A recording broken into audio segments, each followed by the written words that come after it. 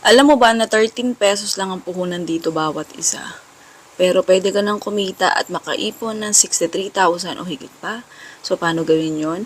Siyempre, simulan natin sa, ayan, maganda tayo ng cups.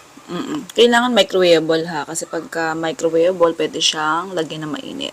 Sa isang lutuan, maglagay tayo ng 2 pirasong itlog, tapos batihin na natin siya.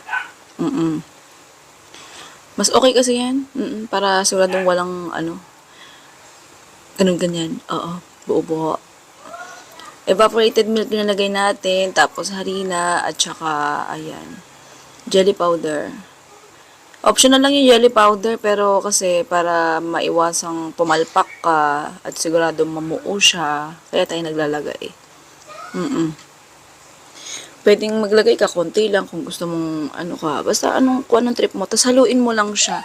Oo, hanggang sa malusaw yung mga dry ingredients. Pagka sa tingin mo nalusaw na, pwede mo nang ilagay yung condensed milk.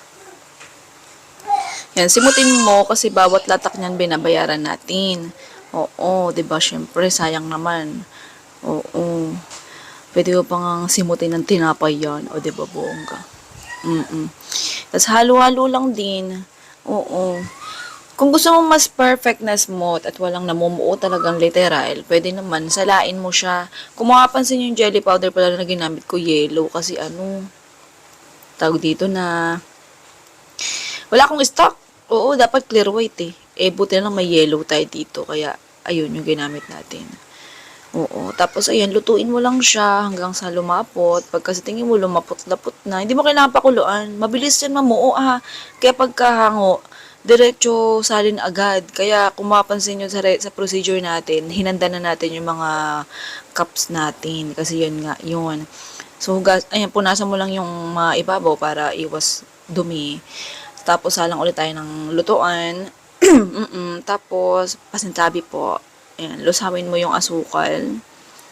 Yan, medyo inalog-alog natin.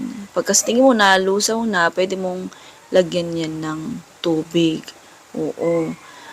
Pero, depende naman sa'yo kung ayaw mong lagyan. Yun nga lang kasi mabilis mag-caramelize. Isasalin natin sa ibabaw yan. Kaya kailangan mo lagyan tubig talaga. Pagka lipas ng ilang minuto, pagka okay na, minsan kasi pag nilagyan mo ng tubig yan, namumuo yung caramelized sugar. Kaya kailangan mong intayin malusaw yun. So, sa atin, dito sa recipe ko, hindi naman na namuo. Tapos, diretso isalin mo na yan. Oo, ayan. Kung mapansin nyo, nagkakabutas-butas pagka sinasalin kasi mainit pa. Tapos, yung caramel, natin, oo, yung flan natin, hindi pa masyadong stabilize, kaya ganun. Oo. Tapos, ayun, takpan mo na. Dapat flat lang yung takip nito, kaya lang kasi, ang stock ko ditong cups na may takip, ayan, dome lid. So, okay na yan. Ganda naman tignan, di ba? Oo. Ganyan yung itsura niya. Mas maganda ilagay sa rep to kasi pagka nilagay mo sa rep, mas magiging smooth yung texture. So, yung recipe at costing, check nyo na lang yung link sa baba.